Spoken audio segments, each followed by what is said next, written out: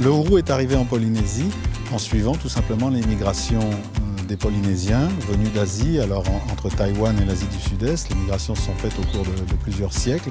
Ils ont embarqué avec eux un certain nombre de plantes originaires d'Asie qu'ils pouvaient conserver sur leurs grandes pirogues doubles et qu'ils ont introduites dans toutes les îles du Pacifique qu'ils ont occupées.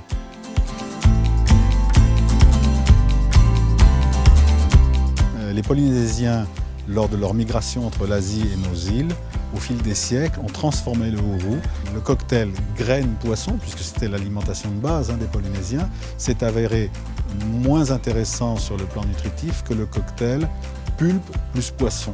C'est pour ça que les Polynésiens ont abandonné les hourous à graines par sélection. C'est eux qui ont domestiqué cette arme. C'est quelque chose qui représente un travail énorme pendant des siècles. Ils ont donc domestiqué ce hourou parce que les qualités nutritionnelles de la pulpe sont bien meilleures pour des gens qui n'ont pas beaucoup d'autres ressources alimentaires que les graines.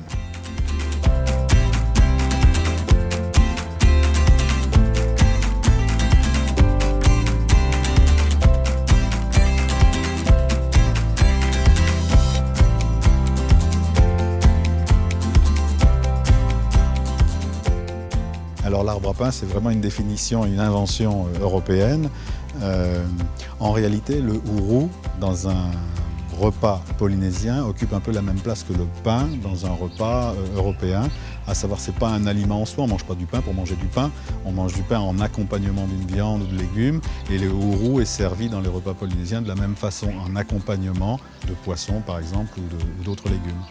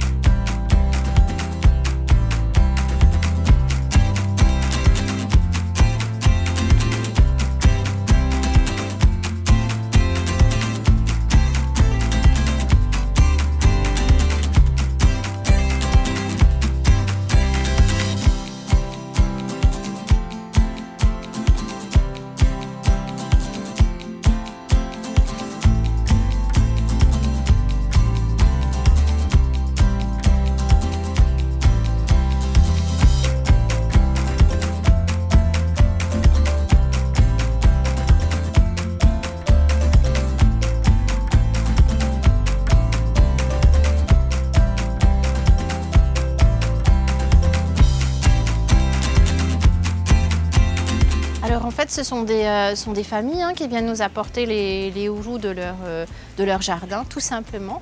Donc parfois, ils ont un véhicule, alors ils arrivent à nous livrer. Des fois, ils se regroupent dans les quartiers avec quelqu'un qui a une camionnette. L'idée, c'est que ce soit gagnant-gagnant pour tout le monde, pour les producteurs, ça leur permet de fabriquer des produits. Pour les familles, c'est un petit revenu complémentaire quand même. Et aujourd'hui, c'est pas négligeable et on a beaucoup de ressources, on a beaucoup de richesses. Il ne faut pas les gaspiller, tout simplement.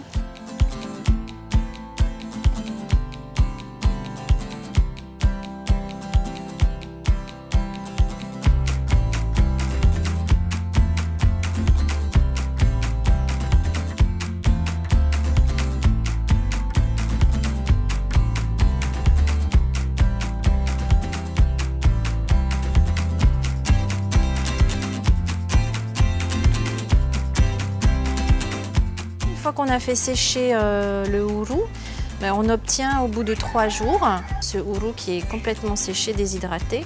La matière est bien sèche. Alors, on va la passer dans un moulin, on va la broyer tout simplement et pour obtenir la farine.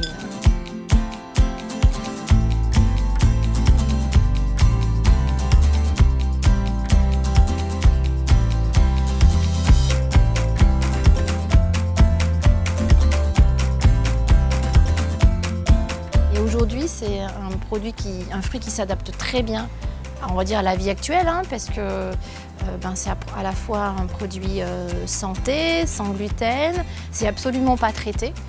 Donc on n'utilise aucun pesticide, aucun insecticide, ça pousse tout seul.